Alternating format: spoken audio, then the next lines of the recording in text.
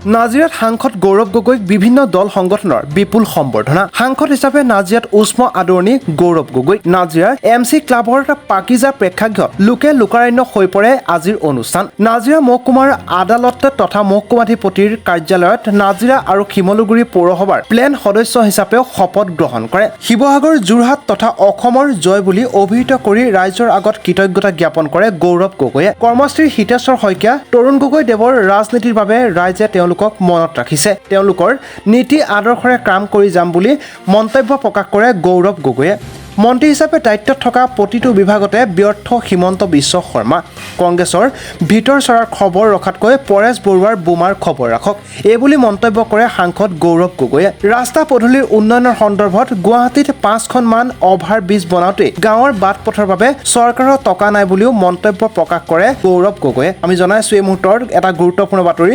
নাজিৰাত সাংসদ গৌৰৱ গগৈক বিভিন্ন দল সংগঠনৰ বিপুল সম্বৰ্ধনা। সাংসদ হিচাপে নাজিৰাত উষ্ম আদৰণি জনোৱা হয়। নাজিৰাৰ MC ক্লাবৰ পাকিজা প্ৰেক্ষাগৃহত লোকে লোকাৰণ্য হৈ পৰে আজিৰ অনুষ্ঠান। নাজিৰা মহকুমা আদালত তথা মহকুমাধিপতিৰ কাৰ্যালয়ত নাজিৰা আৰু শিমলুগুৰিৰ পৌৰসভাৰ প্লেন সদস্য হিচাপেও শপত গ্ৰহণ কৰে আজি। BRO গোটেই কেন্দ্ৰ চৰকাৰৰ নিয়ন্ত্ৰণত কাম কৰে আৰু এই বিষয়টো গুৰুত্বপূৰ্ণ।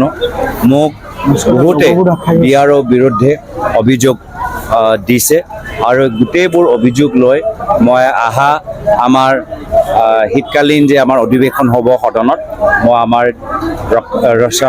ডিফেন্স মিনিষ্টাৰ ৰাজনাথ সিঙৰ লগত মই আলাপ আলোচনা কৰিম আৰু তাৰ পূৰ্বে যিমানবোৰ ডিটেইলছ ৰাইজৰ ওচৰত আছে, যিমানবোৰ তথ্য ৰাইজৰ ওচৰত আছে, গোটেই তথ্যবোৰ একত্ৰিত কৰি স্থানীয় বিধায়ক দেৱব্ৰত শইকীয়া ডাঙৰীয়াৰ লগতো তেখেতে এছেম্বলিত যিখিনি কথা উল্লেখ কৰিছে, গোটেইবোৰ তথ্যবোৰ লৈ এটা মেমৰেণ্ডাম পৰৱৰ্তী সময়ত ডিফেন্স মিনিষ্টাৰক দিয়া যাব।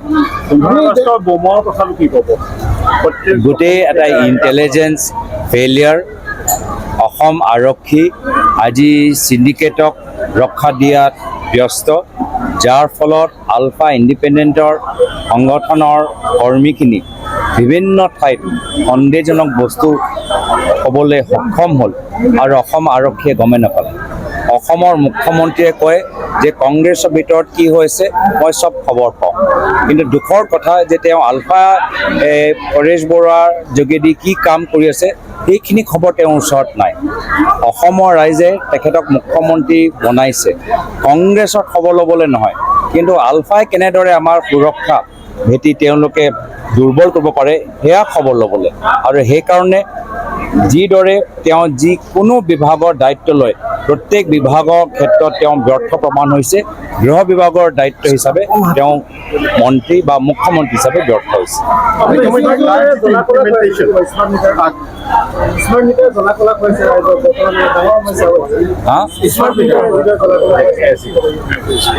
স্মাৰ্ট মিটাৰ লৈ বহুত আমাৰ নাগৰিকসকলৰ এটা সমস্যা আছে যে তেওঁলোকৰ বিল মানে এক ৰাতিৰ ভিতৰতে বৃদ্ধি হৈ গৈছে।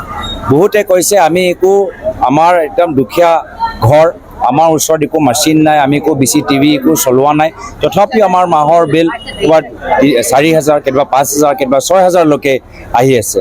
তো এই ক্ষেত্ৰত চৰকাৰৰ ফালৰ পৰা যি স্পষ্টীকৰণ আহিছে সেইটো সন্তুষ্ট ৰাইজক কৰিব পৰা নাই। বহুত ইয়াত চিন্তা কৰিবলগীয়া বিষয় আছে আৰু নিশ্চয় মই ভাবোঁ যে ইয়াক লৈ চৰকাৰে একো লৰালৰিকৈ সিদ্ধান্ত ল'ব নালাগে, সকলোকে সন্তুষ্ট কৰা এনেকুৱা এটা পদক্ষেপ তেওঁলোকে হাতত লয়। না ভুল, চাৰিওফালে বেয়া। যোৰহাট বেয়া। মই কৈছোঁ, মই অলপ দিন আগতে গোলাঘাট আছিলোঁ, যি গোলাঘাট সমষ্টি মই 10 বছৰ মই সাংসদ আছিলোঁ, এতিয়া গোলাঘাটৰ অৱস্থা নাই, খুমটাই অৱস্থা নাই। মই অলপ দিন আগতে নলবাৰী গৈছোঁ, নলবাৰী অৱস্থা নাই। মুখ্যমন্ত্ৰী মহোদয়ে PWD বিভাগ হিচাপে PWD বিভাগৰ যিমান বাজেট আছে এই গোটেই বাজেট গুৱাহাটীৰ ভিতৰত 5টা-6টা ফ্লাইঅভাৰ বনাওঁতে তেওঁলোকে গোটেই তাত ব্যৱহাৰ কৰিছে। এতিয়া গাঁৱৰ ৰাস্তাৰ কাৰণে পইচা নাই, এতিয়া গাঁৱৰ ৰাস্তা মেৰামতিৰ কাৰণে পইচা নাই। এই গোটেই সেই 5টা-6টা ফ্লাইঅভাৰ যিহে একেই 2-3টা ঠিকাদাৰক পায়ে থাকে, তেওঁলোকৰ কাৰণে গোটেই PWD বিভাগৰ বাজেট মুখ্যমন্ত্ৰীয়ে নষ্ট কৰি পেলাইছে। এই ক্ষেত্ৰত আৰু এটা কথা মন কৰিবলগীয়া হৈছে, আমাৰ বিধায়ক মহোদয়কো তেওঁ গোটেই কথাটো অৱগত মই তেখেতক এই সন্দৰ্ভত ক'বলৈ আহ্বান জনাইছোঁ